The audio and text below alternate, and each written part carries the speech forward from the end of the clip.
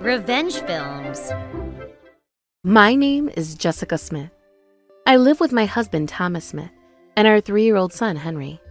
I'm a full-time housewife in a happy family of 3. When Henry was born, he was diagnosed with an egg allergy. There were limited things that he could eat, but other than that, he was super healthy, and he's growing up to be a strong boy. Most people understood that my son had the egg allergy and treated him accordingly. But there was just one person that refused to understand, and that was my mother-in-law. When my mother-in-law found out that Henry had an allergy, she said, "Oh, please. All allergies are just a superstition. Mothers these days are just too overprotective." And she thought naively about my son's well-being, which was concerning.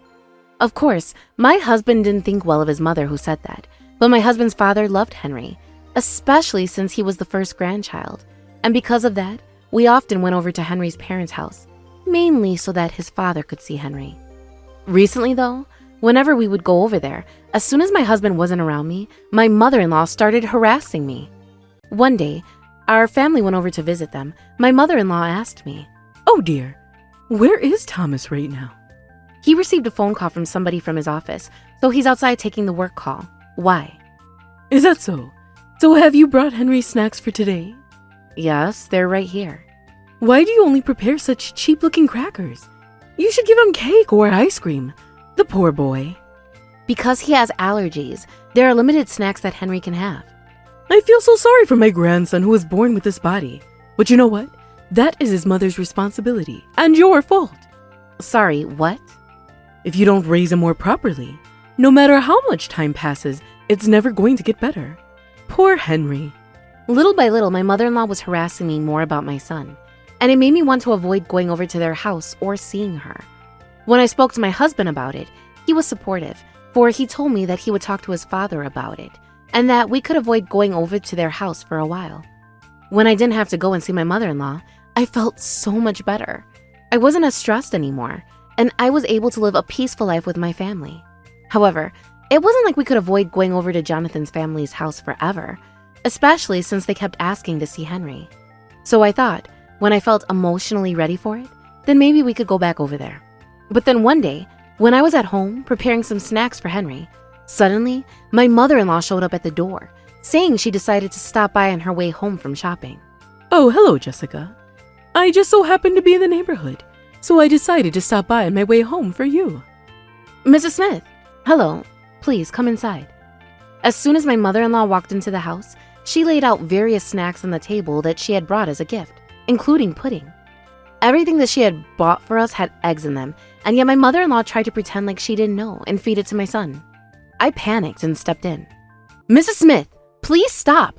I know I've told you this many times before, but he is allergic to eggs, which means that he can't eat anything that has eggs in it." "Oh, but that's such a shame. Look at all of these things that I bought for him." She did seem annoyed, but after I stepped in, she looked like she gave up, so I was relieved. I went back into the kitchen to pour some coffee for her, and once the water was boiled, I prepared tea and coffee for us to drink. However, the moment that I turned my back and was busy in the kitchen, I saw out of the corner of my eye that she was once again trying to feed Henry the pudding. I panicked and I ran out of the kitchen. "Mrs. Smith, please stop, it's dangerous." By the time I had raised my voice in shock, the pudding was already in my son's mouth. I dropped the coffee that was in my hand on the floor. It splattered everywhere, and I picked up my son. Within minutes, my son's face started to swell up and get red, and he started saying that he couldn't breathe and started crying. As soon as I saw that, I knew that my son's life was in danger. I dropped everything and jumped into the car with Henry and rushed to the pediatric hospital. The doctors instantly knew the gravity of the situation, as I explained what happened to them. Luckily, his life was saved. However, after seeing my son nearly lose his life, I was traumatized for a while after that. Once I calmed down, and the more I thought about the situation, the more the anger towards my mother-in-law started to boil inside of me. Henry was hospitalized, and I was shaking and crying while standing next to him. Of course, I had already contacted my husband, who came running from the office to the hospital. When he saw how panicked I was, he rubbed my back and tried to help me calm down. And then he asked me to explain the situation to him. When I told him everything, my husband was furious, and he said that he would go straight to his parents' house. By the next day, my son was feeling much better, almost as if nothing happened, and we were so relieved. Once we confirmed that Henry was okay, my husband said he was going to go to his parents' house, and I decided to come with him to be witness to what happened. As soon as we arrived, Jonathan's mother tried to act like she had nothing to do with it, as she said, How is Henry? Is he okay? I was so worried about him. When I heard that and saw how she was behaving, my anger was about to blow its lid off. But my husband must have known how I felt, and as if to redeem my feelings, he turned towards his mother and raised his voice like I had never heard before. How many times have I told you that Henry can't eat eggs? Don't you realize that Henry was about to lose his life? What the hell were you thinking giving him pudding? Oh, please. You're being so dramatic. How was I supposed to know that Henry couldn't eat pudding? I warned you multiple times, didn't I? Not only yesterday, but before as well. And yesterday, immediately before you gave it to him, I had just told you that Henry can't eat pudding when you tried to feed it to him the first time. Oh dear, is that what happened? I don't recall. Don't play dumb, Mom! After we've explained it to you so many times over the years, there's no way that you would suddenly forget about that! We all know that you knew, and everybody knows that there are eggs in pudding! As things escalated into an argument in the living room, my father-in-law overheard the commotion, and he walked in worried. When he asked us what was going on, I told him everything that my mother-in-law did. Now, my father-in-law was normally a very calm, kind man, but he loved Henry more than anything, and when he heard what happened to his grandson, he exploded in anger like a different person. Do you have any idea what the hell you've done? How dare you make Henry suffer like that? I'll never forgive you! Why on earth did you do that? Like I said, I didn't know. It was a mistake. Even though you've been warned so many times, obviously there's no way that that excuse is going to fly. So tell me the truth. My father-in-law was furious, and as he cornered his wife, she finally caved. I just thought that his allergy would get better as long as he developed an immunity to it. And she confessed that she purposely fed him the pudding. When he heard that, my father-in-law didn't hesitate for a moment, and he kicked her out of the house. As soon as she was gone, my father-in-law turned to us and apologized over and over again for what happened. And then we went to the hospital together, and he cried as he held his grandson tightly. When we got home from my husband's family home, I was exhausted. I was worried what happened to Jonathan's parents after that, especially after his father had kicked his mother out of his house. But that was their problem, and I decided not to worry about it too much. The next day, because it was also a Sunday, and Henry had come home from the hospital, my family and I were relaxing at home together. But then out of nowhere, the front doorbell rang. When I went to go answer it, it was none other than my mother-in-law standing there. Despite the horrible thing that she had done to my son, she had nowhere to go after being kicked out of her own house, and she had the nerve to show up at my door. I truly feel so guilty for what I've done.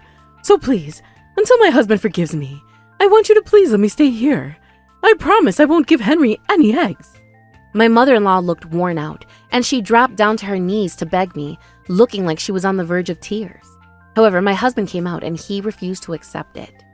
What? You think things are just going to go your way that easily? Who on earth would let somebody stay at their house after they nearly killed their son? Now hurry up and get lost!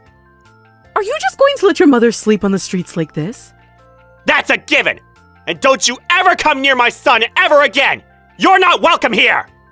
But your father won't let me into the house either, and I have nowhere to go. What am I supposed to do, go sleep in the park? Go sleep in the park, or do whatever you want. It's none of my business, but don't ever come back here again! Jessica, please, say something for me. Well, that's what Thomas has decided, and it's his house, so... I don't want to sleep on the streets. At the very least, will you let me borrow enough money to stay at a hotel tonight? Leave! Right now! Go away! But look at how terrible I feel. I'm apologizing this much. Why can't you just forgive me? My mother-in-law was still trying to speak, but my husband ignored her and simply pushed her out the front doorway. But then, immediately after that, she started calling us over and over again. It was getting so persistent that Jonathan told me to block her phone number, and he did the same. After that, my mother-in-law didn't have any money to stay at a hotel, and because her husband refused to let her back into the house, she had to spend over a week sleeping at the park. It was almost winter, and between the cold nights and the hunger that she must have gone through, My mother-in-law experienced suffering like never before. And then she finally gave in and went begging back to her husband in tears, apologizing on her knees. He later told us that when she came home after 1 week of sleeping outside, she had lost a lot of weight and she was frail and smelled terrible. Because my father-in-law was so kind, he ended up forgiving his wife and allowed her back into the house. However, my husband didn't feel the same way. After his mother put our son's life at risk, he refused to forgive her. And so my husband and I both decided to cut off all ties with his mother. After that, over any holidays, even on Christmas and other events we would gather as a family, my mother-in-law wasn't invited nor allowed. Because my father-in-law understood how we felt about the situation, any time that we had a family gathering or event, he would make his wife stay at home alone and then come over to our house by himself. As usual, my father-in-law was obsessed with our son and spoiled him. Every single time that he would be able to see Henry, he was thrilled and was really good to our family. I'm sure my mother-in-law was jealous of that and missed her grandson as well, and we were told that she's been asking to see Henry, but my husband refused to budge. And every single time, my mother-in-law would have to simply regret what she had done.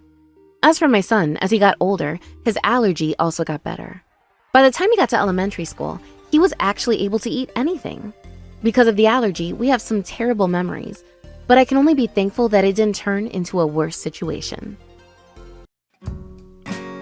How was today's video? If you enjoyed it, please subscribe, like, and leave a comment. Stay tuned for more.